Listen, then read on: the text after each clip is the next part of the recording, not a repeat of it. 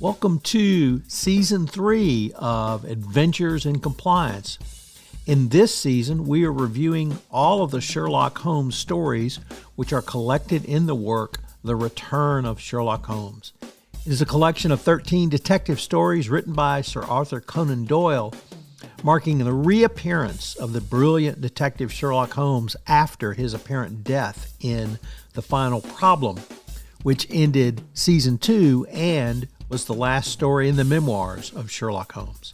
The collection spans various intriguing cases and mysteries that Holmes and his loyal friend Dr. Watson tackle. First, a word from this month's sponsor of the Compliance Podcast Network, Ethico. In the intricate world of ethics and compliance, each second is precious, and slow case closures are more than just delays, they're missed opportunities. Enter Ethico. Our solution revolutionizes case management, cutting case closure times in half and turning every challenge into a chance for improvement. Imagine a workspace where efficiency and compliance coexist harmoniously. Don't just dream of faster resolutions, make it your reality. Visit ethico.com/CPN today to book a demo and dive into our exclusive white paper by Tom Fox, 2023, The Year in Compliance. Empower your team with the tools they deserve. Today we begin a special two-part episode on the final story from the memoirs of Sherlock Holmes, The Final Problem. In this short story, Holmes confronts his arch-nemesis Moriarty, and in today's episode, we begin our look at that story. If you've enjoyed this series or enjoy Sherlock Holmes, I hope you'll subscribe, rate, and review this podcast wherever great podcasts are listened to. Adventures in Compliance is a production of the Compliance Podcast Network. Today, we take up The Adventure of the Empty House, published in September 1903 in the Strand magazine. In the spring of 1894, all of London was engaged with what the newspapers call the Park Lane mystery, the apparent motive-free slaying of one Honorable Ronald Adair, son of a top colonial official in Australia, who was the Earl of Maynooth. Watson, whose interest in crime was as keen during his years with Holmes, was perplexed as any other reader. The dead man had, by all accounts, led a blameless life, without an enemy in the world. But he had been murdered, shot in the head, while in his own sitting room, some 20 feet above the ground. The door was locked, and though the window was open, the ground beneath it was undisturbed. All of this Watson considered when he visited the crime scene in a purely amateur capacity, and it was on his mind as he made his way home, turning all that he had deduced and musing over what Holmes would have made of it. A locked room, a steep fall, a much-loved corpse. Such a case could not fail to entertain the great detective had he been around. As Watson trod on, he thought about the man standing near him, an elderly, deformed man with an armful of books. Watson blundered into him and knocked the books to the ground. I remembered as I picked them up, I observed one of the titles, The Origin of Tree Worship, and it struck me that the fellow must be some poor bibliophile, a trade or a hobby as a collector. As Watson began to apologize, it was evident that the books had no maltreatment, but were precious objects in the eyes of the owner. With a snarl of contempt, he turned his heel and he saw its curved back and side whiskers disappear. Watson returned home and was astonished to see the same old man visiting him later that evening, ostensibly to apologize for the rudeness of their earlier meeting. And at that point, Watson realized it was indeed Holmes. Holmes was standing there, and Watson collapsed to the floor in a dead faint. Holmes explained to Watson what had happened to him at Reichenbach Falls, and that he had been away, and apologized for not letting Watson know about it.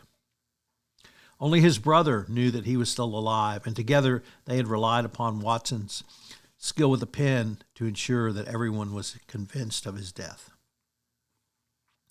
But there was a new mystery for Holmes, as when he returned to London, he realized that his life was still in danger, so he set up a trap. He put a waxwork effigy of himself framed against a draped window at 221B Baker Street. Holmes and Watson sat directly across the street and entered an empty building. The police were stationed elsewhere.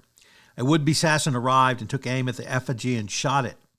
Holmes and Watson pounced, and they burst in to find, or rather with them, Inspector Lestrade. The gunman was unmasked, and it was the deceased Adair's partner and supposed friend, one Colonel Moran. As a motive Holmes speculated that Adair had discovered his partner was cheating at cards and, being a decent chap, threatened to expose him. And Holmes emerged to flush out Colonel Moran. Little was indeed as it seemed.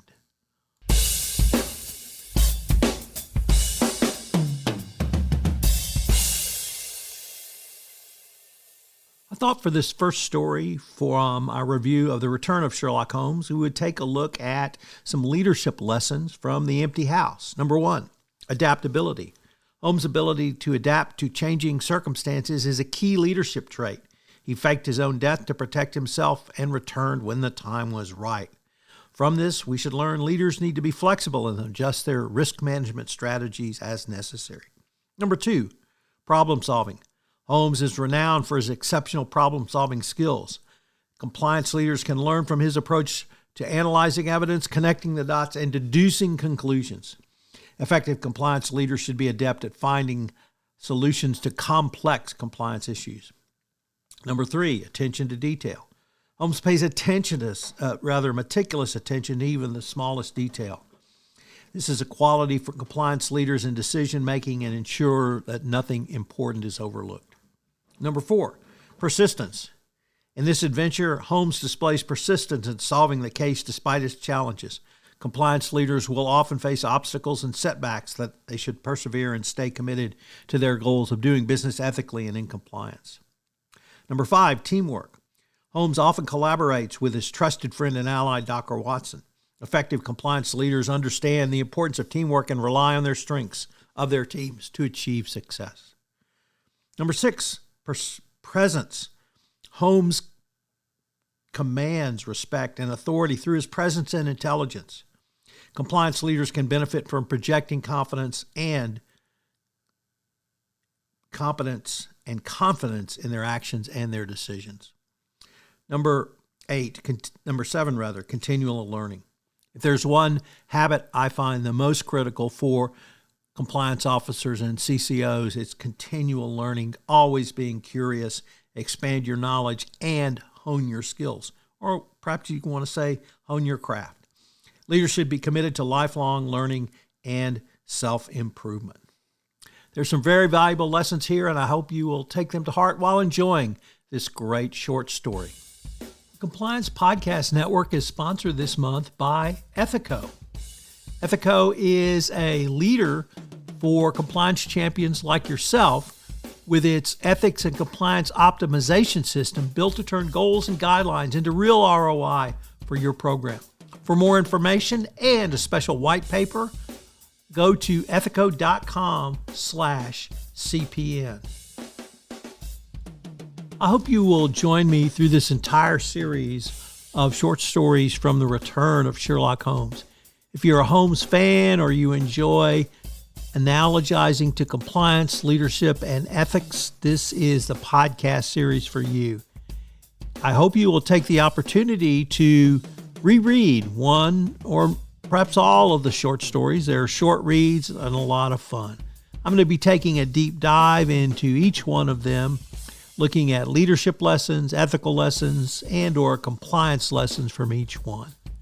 If you're a Sherlock Holmes aficionado like myself, I'd love to visit with you about some of your favorite stories and perhaps record a podcast or two with you on them.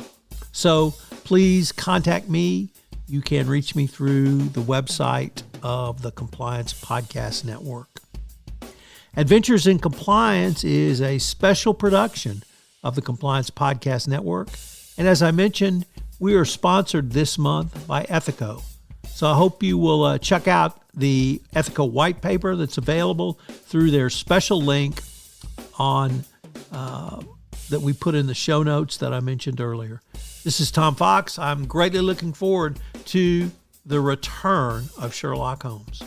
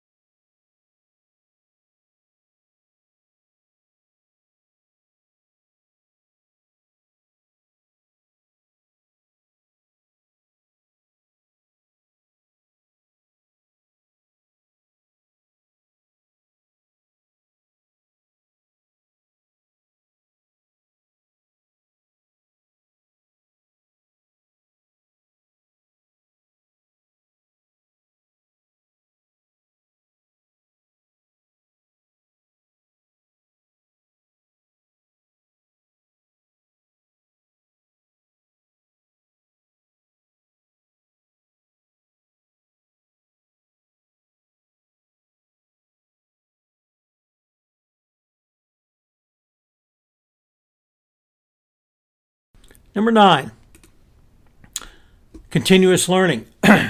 Holmes is continuously expanding his knowledge and skills, and compliance professionals must embrace continuous learning to stay updated, not simply on regulatory and legal changes, but also what's going on in your individual company and your business and your competitor's business, so that you can be prepared.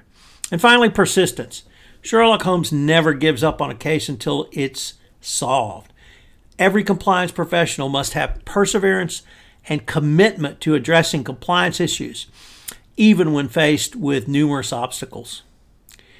In conclusion, while the final problem may not directly relate to compliance, the principles embedded by Sherlock Holmes in this adventure can inspire and guide compliance professionals in your work to maintain ethical and legal standards in your organization.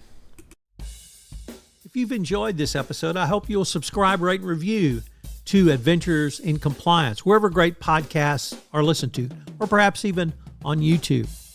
I also hope that you will take this opportunity to reread some of the great Conan Doyle short stories found in the collected works, the memoirs of Sherlock Holmes. If you'd like to take a deep dive into a particular short story, I'd love to visit with you. So please give me a shout at tfox@tfoxlaw.com. Adventures in Compliance is a production of the Compliance Podcast Network. I hope you will join me again next week, where I continue my look at this, in many ways, the best Sherlock Holmes story, but certainly one of the most interesting, The Final Problem. This is Tom Fox. Thank you so much for listening. I look forward to visiting with you again next week. This podcast is a part of the C-Suite Radio Network. For more top business podcasts, visit c-suiteradio.com.